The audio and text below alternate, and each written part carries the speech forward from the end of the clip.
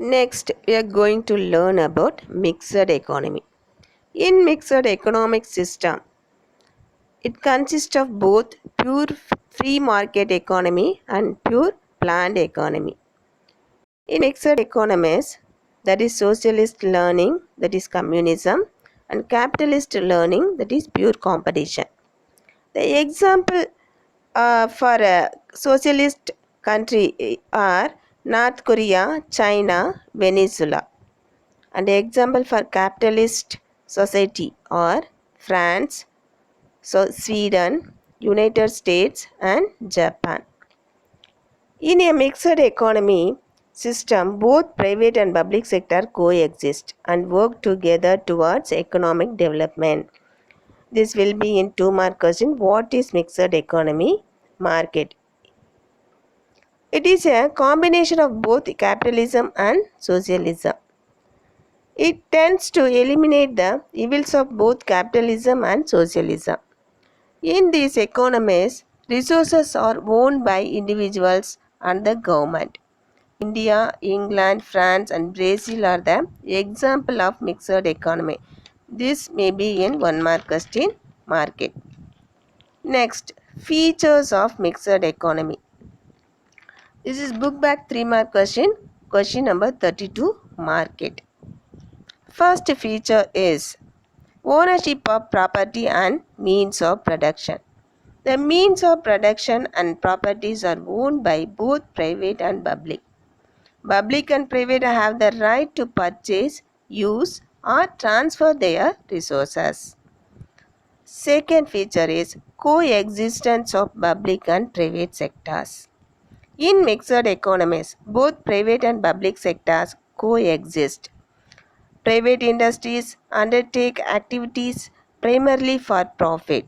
Public sector firms are owned by the government with a view to maximize social welfare.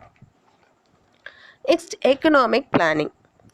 The Central Planning Authority prepares the economic plans.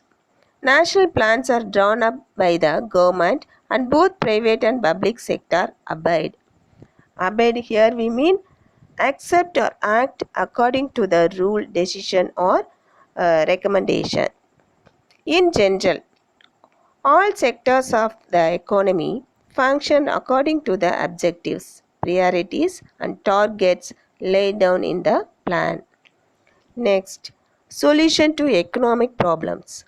The basic problems of what to produce, how to produce, for whom to produce, and how to distribute are solved through the price mechanism as well as state intervention. Last feature is freedom and control. Though private has freedom to own resources, produce goods and services, and distribute the same, the overall control on the economic activities rests with the government. Next, merits of mixed economy. First merit is rapid economic growth. The best advantage of mixed economy is that it promotes rapid economic growth. Thus, both public requirements and private needs are taken care of. Second merit is balanced economic growth. Mixedism promotes balanced growth of the economy. It promotes balanced growth between agriculture and industry, consumer goods and capital goods, rural and urban, etc. Next, proper utilization of resources. In a mixed economy, the government can ensure proper utilization of resources.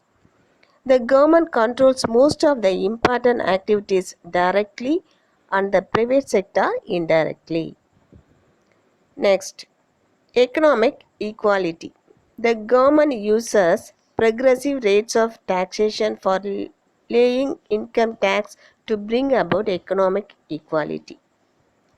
And last merit is special advantages to the society. The government safeguards the interest of the workers and weaker sections by legislating on minimum wages and rationing, establishing fair price shops, and formulating social welfare measures. Next, demerits of mixed economy. Merits and demerits of mixed economy will be in 5-mark question market. Lack of coordination. The greatest drawback of mixedism is lack of coordination between public sector and private sector, as both work with divergent motives. Divergent is nothing but different or varying. It creates many coordination related problems. Next, competitive attitude. It is expected that both government and private should work with a complementary spirit towards the welfare of the society. But in reality, they are competitive in their activities. Next, inefficiency. Most of the public sector enterprises remain inefficient due to lethargic bureaucracy, red tapeism, and lack of motivation. Next, fear of nationalization. In a mixed economy, the fear of nationalization discourages the private entrepreneur in their business operations and innovative initiatives. Next, widening inequality. Ownership of resources, law of inheritance, and profit motive of people widens the gap between rich and poor. Ultimately, the inequality of capitalism and inefficiency of socialism are found in mixed economies. Next, the comparison of different economic systems. This will be in a 5-mark question, book back 5-mark question, question number 38, market. It is a repeatedly asked 5-mark question. First, features. Ownership of means of production. Under capitalism, private ownership. Under socialism, public ownership, mixedism, private ownership and public ownership. Next feature is economic motive. In capitalism, there is profit motive. In socialism, social welfare motive. In mixedism, social welfare and profit motive. Next, solution of central problems. Under capitalism, free market system. Under socialism, central planning system. In mixedism, central planning system and free market system. Next, government role. Under capitalism, internal regulations only. In socialism, complete involvement. Under mixedism, limited role. Income distribution. Under capitalism, unequal distribution of income. Socialism, equal distribution of income. Under mixedism, less unequal. Nature of enterprise. Under capitalism, private enterprise. Under socialism, government enterprise. Under mixedism, both private and state enterprise. Next, economic freedom. Under capitalism, complete freedom. Under socialism, there is lack of freedom. In mixedism, there is limited freedom. Last feature is major problem. Under capitalism, inequality is the major problem. Under socialism, inefficiency, and under mixedism, inequality and inefficiency.